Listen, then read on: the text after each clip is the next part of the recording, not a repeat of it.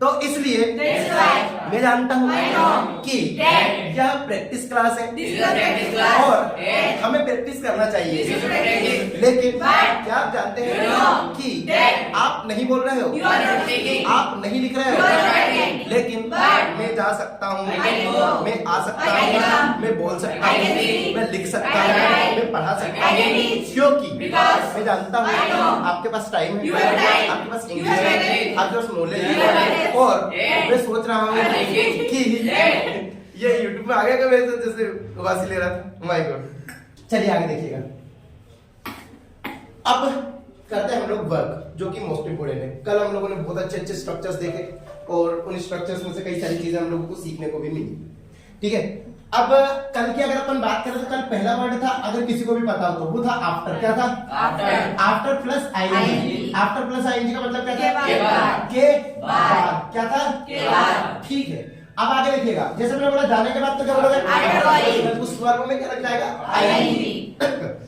आने के बाद, बोलने के बाद, लिखने के बाद, पढ़ाने के बाद, सोचने के बाद, कहने के बाद, दौड़ने के बाद। अच्छा, इसके बाद दूसरा वर्ड क्या था? Before plus ING. Before plus ING इसका मतलब क्या था? के। अच्छा, जाने के पहले, आने से पहले, बोलने से पहले, लिखने से पहले, पढ़ाने से पहले। अच्छा, अब मैंने एक सेंटेंस बोला, सर के बाद, इंग्लिश के बाद, बीएससी के बाद, डिग्री के बाद, ग्रेजुएशन के बाद, अच्छा कोर्स के बाद, कंप्यूटर के बाद, कंप्यूटर से पहले, 12th क्लास से पहले। अब तीसरा वर्ड क्या था आप लोगों का? At the time. इससे पहले मैं एक वर्ड लूंगा, why plus ING. Why plus ING का मतलब क्या होता है? कोई सा भी काम करते करते करते करते। तो जाते जाते, वेरी गुड, आते आते, बोलते बोलते, लिखते लिखते, पढ़ाते पढ़ाते, सोचते सोचते, कहते कहते, बैठते बैठते, दौड़ते दौड़ते। अब इन तीन सेंटेंस के ऊपर से हम लोग विल, कैन, कुड, शुड को यूज करते हैं। अब आप लोगों को पता है, अगर आप लोग देखो तो भैया विल क्या था? मतलब कैन मतलब, कुड मतलब, शुड मतलब। अगर आपने ये डेमो क्लास में पढ़ा है तो मजे मजे आप लोग। ठीक है, अब आगे देखना। अब विल का मतलब होता है गागी है, कैन मतलब सकता है, और ये कुड मतलब सकता था, शुड मतलब चाहिए। अब मैंने बोला जाने के बाद, आने के बाद, बोलने के बाद, मैं लिखूंगा, लिखने के बाद, मैं पढ़ा सकता हूँ, पढ़ाने के बाद, मुझे जाना चाहिए, जाते जाते मैं खाना खाऊंगा, खाते खाते मैं प्रेजेंटेशन दूंगा। लेकिन सेंटेंस ऐसे ऐड होते हैं, ध्यान रखना है, this is very very important for us. अगर आप लोगों को ऐसा लगता है कि ये तो बहुत आसान है, तो आसान नहीं है। आप लोगों ने इन स्ट्रक्चर्स को देखा हुआ है, पढ़ा हुआ है, दैट्स व्हाई ये इजी है ना। और अभी प्रैक्टिस पे आया नहीं है, टंग पे आया नहीं है, टंग पे लगाने में बहुत टाइम लगेगा। चौथा वर्ड आप लोगों का क्या था? Eight the time of. Eight the time of का मतलब क्या होता है? Eight the time of. इसका मतलब होता है कोई सा भी काम करते समय, जाते समय, आते समय, बोलते समय, लिखते समय, पढ़ाते समय, दौड़ते समय, कहते समय, गाली देते समय, बहस करते समय, हिंदी बोलते समय। आपको सोचना चाहिए, यू शुड थिंक।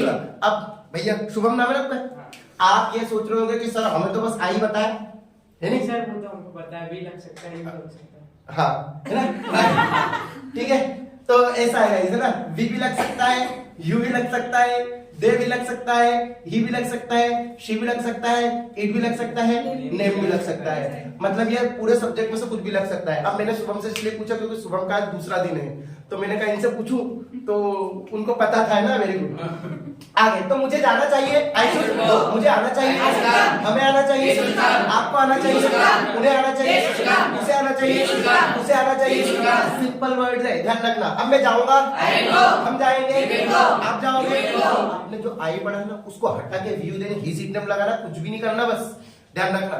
इजी है ना, है कि नहीं है? कितना इजी, देखो कितना इजी, मैं भी बोल रहा हूँ कितना इजी। देखो आगे देखो, लेकिन मैं जानता हूँ कि अच्छा पांचवा वर्ड क्या था?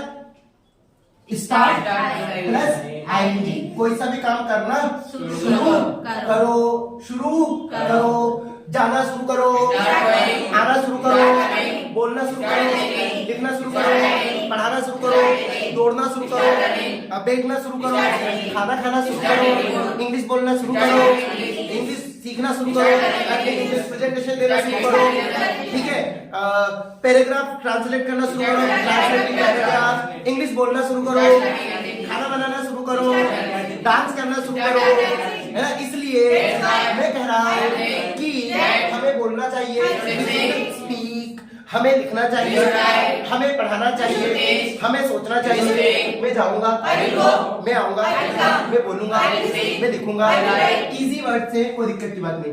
भैया शुभम भाई, मैं, आप तीनों को टाइम लगेगा, ध्यान रखना, है ना। अभी बहुत टाइम लगेगा, ये लोग इस भैया को 1.5 साल हो गए इसलिए बोल रहा है ना, 1.5 साल पूछ लो सुबह आगे देखना। तो स्टार्ट प्लस आएंगे कि लाइफ टाइम कोर्स में, इसलिए भैया लाइफ टाइम कोर्स का यही फायदा है। लाइफ टाइम कोर्स में मतलब आप लोगों का ऐसा हो जाता है LIC, जिंदगी के साथ भी जिंदगी के बाद भी। इसके बाद क्या था, stop plus ING, stop plus ING। कोई सा भी काम करना बंद करो, लिखना बंद करो, स्टॉप राइटिंग, पढ़ाना बंद करो, सोचना बंद करो, अब बैठना बंद करो, खाना खाना बंद करो। चलिए आगे देखिएगा। 7th में था आप लोगों का, अगर किसी को बताओ तो प्लीज पे अटेंशन टू। मैं आप लिखते जाएंगे, मतलब इनको आप लिखते जाए, आप समझना भी आपको, लिखना भी आपको, ये है ना। इसका मतलब है कृपया